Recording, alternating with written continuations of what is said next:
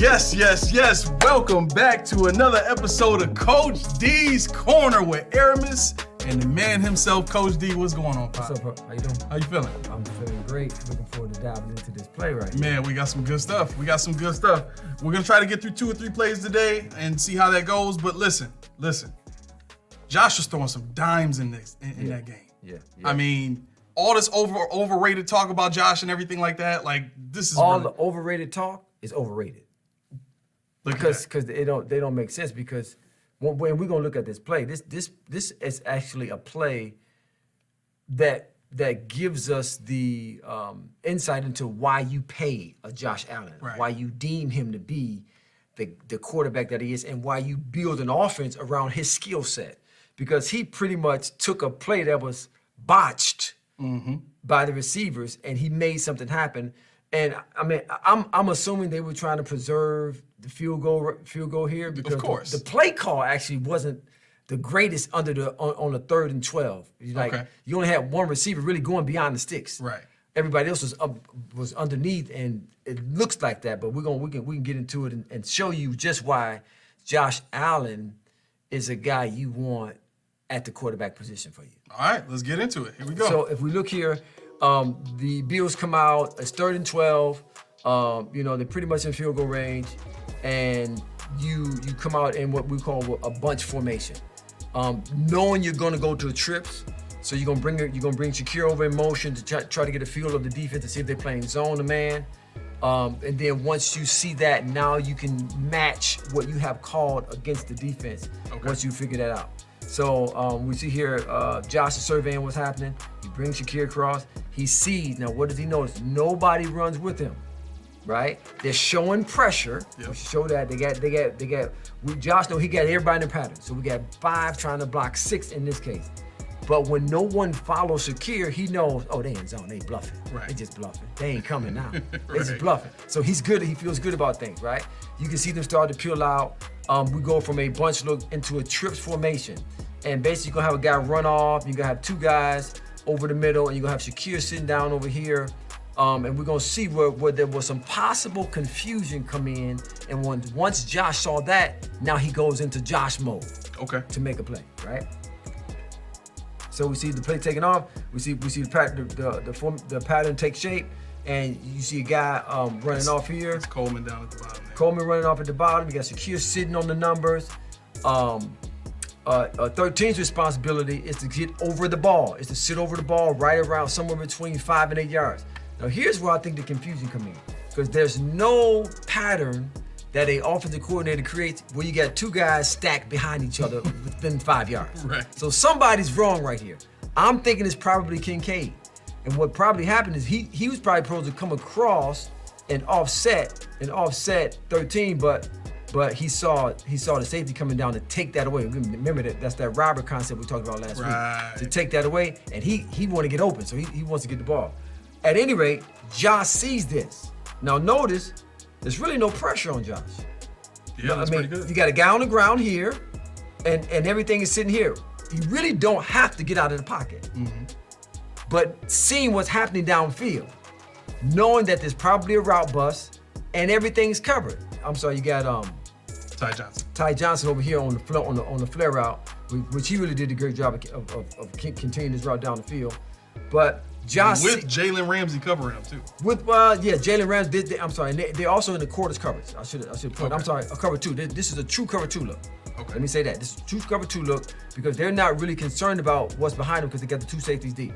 And you got 29 sitting right here. He passed off, can't think of his name again. Coleman. He passed off Coleman to the safety. See him looking at him? Yeah. So he passes him off.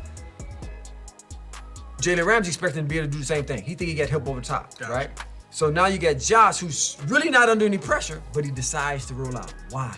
Because when you look at Josh's picture, everything's covered. Now, they actually practice this. We will actually practice the scramble routine. Now that Josh sees everything's covered, I gotta make something happen. I gotta get these guys out of position. Right. So what do? He breaks out, he rolls out of the pocket. Whereas you take a guy like the Detroit quarterback, Jared Goff. He's sitting in there. He ain't getting out of there. He ain't trying to make nothing happen with his feet. Not at all. He gonna sit in the pocket and throw it in the dirt if he has to, or throw it to a guy that's covered. Where Josh, in his skill set, man, I can get outside. Once I do that, I put pressure on the defense now. Are they gonna come up and try to tackle me? Are they gonna keep me from trying to get the first down? Can I get them out of their lanes? Can I force them to make a decision they wouldn't normally make? And that's exactly what happened here. Josh getting outside the pocket. Watch what happens. Now you got all kind of scramble taking place. Look at the safety. Safety coming up. He's supposed to be deep. He's supposed to have the half of the field. Jalen Ramsey thinks he got half the field, so Jalen Ramsey's thinking, well, I can come up. Right. Now both of them come up. It's over. Ty Johnson gets behind him. Right? Yeah. And that's what happens here, all because Josh made a decision to get out of the pocket, not because he's under pressure, but because he know I gotta break this defense down. Yeah. Because everything is covered. And that's the beauty of having a Josh Allen as a quarterback who can beat you with both his legs, his mind, his arms, and now to make this throw on the run is even more impressive. Great pass, great catch, 1 yard line. On the money. All because Josh Allen made a decision to get outside of the pocket. Right. And that breaks the defense down completely. And then you have a great read by Ty Johnson to keep going. I want to give him the credit. I'm not even sure because his play was supposed to sit in the flat. Yeah. He's supposed to sit in the flat. Yeah. But for him to keep going down the field and see Jalen Ramsey stop his feet and then keep going and turn look for the ball was a great play. But I really would like to attribute this play to Josh Allen and his ability and his mindset to get outside the pocket, knowing that that's going to cause some confusion in the defensive secondary. Yep, every time. And that's what happened, and you end up with a great play that ended up leading to a touchdown. Okay. So we're going to look at the second play now. And when we're taking a look at the second play, we're going to be looking at the James Cook 41-yard touchdown run, right? One of the things that I noticed about the James Cook run versus some of the Ray Davis runs, we kind of talked about this a little bit before the show, and I just want to kind of clarify this because I said this on the podcast before, but I want to make sure I get it right, right? So what I noticed is that there's some differences between some of the blocking schemes that the offensive line does when Ray Davis is running versus when James Cook is running. I do know that at Georgia, James Cook did run in some power run blocking schemes. But you said something that was key that I don't think a lot of people know about today's run blocking, right? The question I asked was, did you notice the difference between the zone running scheme and the power running scheme when Ray Davis was on the field? And what was your answer? Well, and Ray, to your point, Ray Davis would be that power back for the Bills, right? Yeah. So it makes sense for them to kind of change the scheme a little bit, but there's some subtleties in both the power running game and the zone running scheme that kind of merge together. Yeah. A lot of it today is zone blocking, right? Even when you're running downhill or in a power look or style, there's still a degree of the zone blocking rules that apply. Now, when you get to pulling and trapping and whamming, now you're looking at a true power scheme. But you will see some differences and some subtleties in when you have James Cook running, who is a more one cut, hit the hole, and I'm out of there type running back and can make you miss. In difference when you putting in really the other two backs for the Bills. So there is some subtleties in the zone blocking scheme, and most people don't realize it. But you have to have a level of knowing or knowledge of the zone blocking principles versus the power running scheme. Right. But sometimes they can kind of merge together. Okay, so let's take a look at the play. What's up, y'all? Listen, let me take a second to talk to you about ReT Tea, okay? First things first, it is the best tasting tea in town, right? All natural ingredients. It's only 4 of them. You turn the bottle to the backside where the ingredients usually are on any of the other teas that you like to drink. Way more than 4, I guarantee it, right? So this is what you need to do. You need to click the link that's in the description right now and get yourself some of the best tasting tea in town. And if you're not in Buffalo, not a problem at all. They will ship it to you. You can get it by the bottle. You can get it by the box, right? So there's no excuse for you not to try this tea. I guarantee you, as soon as you taste it, your life will be changed. It's just over after that, right? ReT Tea, best tasting tea in town. Get you some right now. Peace. All right, Coach. So what are we looking at here? Well, basically, we're looking at the Bills is telling you we want to run the football, and we're going to run the football right at you. We're in a 2 tight end formation. We're gonna line up. We're gonna move to see what kind of defense. Then we're gonna bring the right receiver over to go into almost a twins look to the side, and then we're gonna run the ball right at you. Now, from my perspective, I believe the Dolphins they're beat from the snap. They're beat from the start, right? Why is that? Because basically the Bills are in a goal line set here, right? They're in a 2 tight. They got both tight ends on the same side of the field, and you want to at least be in a 50 front when you got 7 guys up there that can block, right? But they actually shift out of a more stronger look into a weaker look, and they go into their base defense, base 4-3 defense, right? Gotcha. So when you see that happening, 13's coming across. They shift out. They shift 20 out.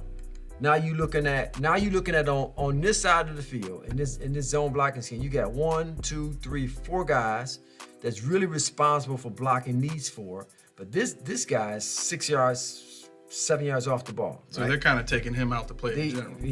We'll get to you if we need to. Right. And so then you have on this side, everything is about walling off. It's backside, getting them turned. You see the Bills do a great job on the tight copy. But the guy that really makes the play is the middle linebacker for the Miami Dolphins. He pretty much just wet the bed. We'll see, he made a decision that he probably shouldn't have made, and the Bills took advantage of it. James Cook took advantage of it. James Cook did a good job of setting him up and leading him to think a certain thing. Mm-hmm. But the offensive line got great push at the point of attack, and really didn't have to make great blocks. They just had to do a decent job, and they did that, and Cook did the rest. So we'll see here. Great triple team at the point of attack. Yeah. Right? Great triple team, great walk cut off by Dawson Knox. His job is just to make that guy go around him. A great turn block by the center, getting his guy turned.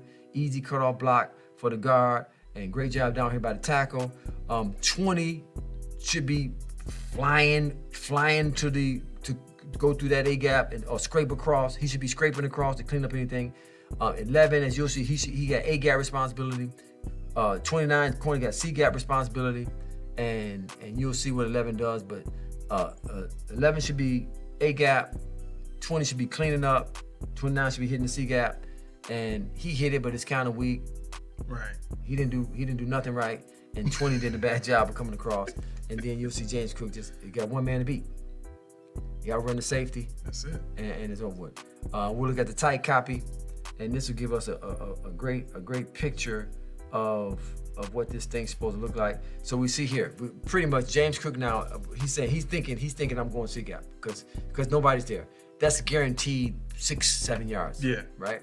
But they get great push, and you'll see the triple team at the point of attack. Now what probably should happen, see what this guard is doing? He's looking at 11. Right. He's expecting him to hit the A gap. He's gonna pick him up, right? The guard tackle will stay here. Tight end is gonna double team up to the cornerback. So the C gap is supposed to be there from the beginning. It should be there off the jump. When you look at this play, they're thinking, James Cook is thinking, I'm going off tackle. Right. I'm hitting that C gap, right? Because 11 has just got the A gap, 90 got the B gap, safety got the C gap, but he's 7 yards off the ball. All Kincaid Dawson Knox got to do is just turn this guy, make him run outside, right? But what happens is Cook sees 11 overplay it. What he should be reading A gap to C gap. You start from inside out. You should be thinking inside, I'm going A gap, but he immediately jumps to the C gap. When this guy's covering the C gap, he can be a little patient, wait on it, let him commit, wait on it, see, make the running back commit, but he jumps it right away, and Cook cuts back and it's over with. Yeah. Wait on it. Nope, it's over with now. See, you got 29 was coming to take the C gap. Right. Which he probably would have got picked up here. Exactly. By the tight end. It was almost a no-win. Right. They could by alignment, they were beat. By alignment, they were beat already. But then this guy gets out of position. Cook cuts it back. 20's late scraping. It's over. Now you got one guy to beat. Cook just got to outrun the safety, which he know can't run. because he played with us last year. I was gonna say poor Jordan Poyer. But he know I can outrun him because I outrun him in practice all the time. That's over with. Right. So, but it was a great play design by the Bills. Poor defensive adjustment by the Dolphins. Yeah. And in a lot of times you have that where you get the defense out of position, you get the offense catching them off guard. They probably didn't have the right personnel in, and you get a big play like that. And that's how it happens a lot of times in these games where all you need is a slight advantage. Right. You don't need a lot at this level. You need a slight advantage, and you got the skill set with these players to make plays like you just saw Cook make. So I thought it was a great change of pace for the Bills, and a great call at that time. Yeah, absolutely. And I think that's ultimately the Bills did a great job of just taking advantage of whatever the Dolphins were giving them. These were two prime examples of, first of all, Josh is not overrated and him showing his ability to kind of make things happen. That was a great play that was designed like that. Yeah. Like Josh in his mind, I got to get out the pocket because everything's covered, and he knows if I get out the pocket, that's going to start to break down. That could potentially break down the defensive coverage at that moment. Right. That was a great play by Josh. Yeah. So do you have time for one more play or? Actually, I don't. Okay. All right. That's cool. Listen, we'll cap it off here. I want to thank everybody for tuning into this video. If you could subscribe for us, hit that bell. Make sure you hit the notification bell so that thing can give you all the newest episodes, the newest content that we're coming out with. We got so much stuff lined up to be coming out soon. But listen, I want to thank Coach D for coming in and doing this with me. We will be back next week. We shoot every Tuesday, so get your plays in. Whatever you want to see, whatever you want us to take a look at, you can send that to us. All of our social media links are in the description, so you can hit us up however you want to, and we will definitely take that information, take a look at the video, and if it's something that we can fit in the time frame, because obviously people are going to be sending a bunch of stuff, but we'll do the best we can to get to the play that you send to us. Okay. With that being said, this has been Coach D's Corner. Great job. Yeah, thank you. All right, listen, tune in next Wednesday. We will be back with the Jaguars film. All right, see y'all later.